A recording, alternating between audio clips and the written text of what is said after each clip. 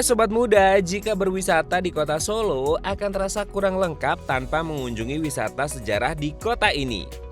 Ya, selain jalan-jalan, kita juga bisa belajar mengenai sejarah dan perkembangan budaya di kota ini.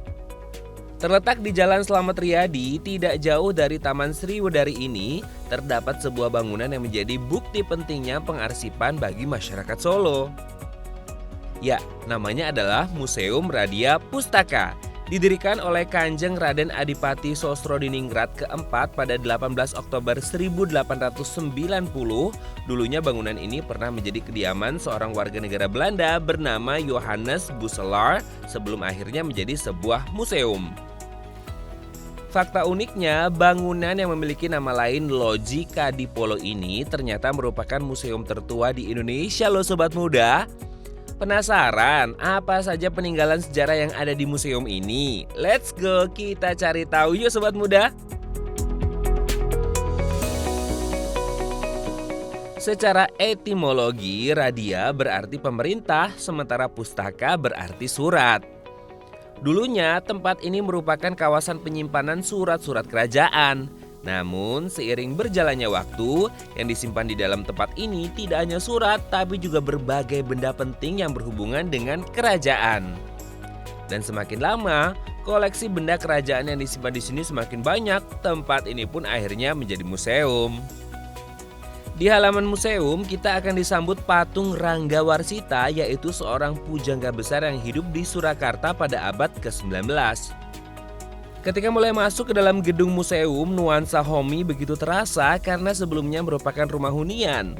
Tata ruang museum ini pun tidak seperti museum pada umumnya. Bentuk bangunan asli tetap dipertahankan, hanya beberapa bagian yang mengalami perubahan, seperti menghilangkan kamar mandi untuk mendapatkan ruang pamer yang lebih luas. Sobat muda, saat menelusuri sejarah di museum ini, ruang pertama yang akan kalian jumpai adalah ruang penyimpanan berbagai jenis wayang. Di sini kalian tidak hanya akan melihat berbagai jenis wayang dari dalam negeri seperti wayang purwa, wayang gadok, wayang madia, wayang klitik dan masih banyak lagi. Tapi kalian juga dapat menemukan berbagai wayang dari luar negeri yang menjadi bagian dari koleksi museum yang ditampilkan di ruang tersebut. Misalnya wayang Nang dari Thailand. Beralih ke ruang berikutnya nih sobat muda, yaitu ruang Tosan Aji atau ruang logam berharga.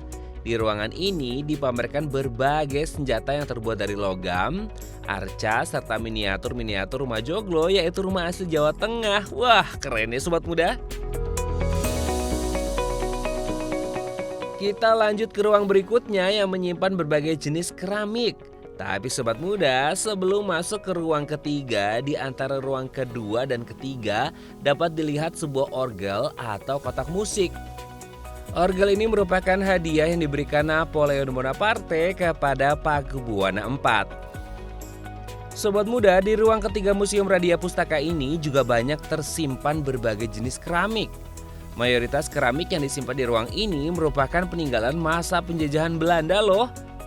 Pada salah satu dinding ruang ini juga dipajang aneka piring sewon. Piring sewon merupakan piring yang khusus dibuat untuk memperingati 1000 hari meninggalnya seseorang, biasanya digunakan bagi anggota kerajaan. Tidak hanya itu, di museum ini juga terdapat buku-buku yang menjadi koleksi perpustakaan. Buku-buku di sini mayoritas berbahasa Belanda dan Jawa, meski ada juga sebagian kecil koleksi yang berbahasa Indonesia. Tertata dengan rapi dan cukup terawat, semua koleksi yang ada di perpustakaan ini hanya boleh dibaca di dalam ruang perpustakaan saja ya. Jadi tidak boleh dibawa kemana-mana.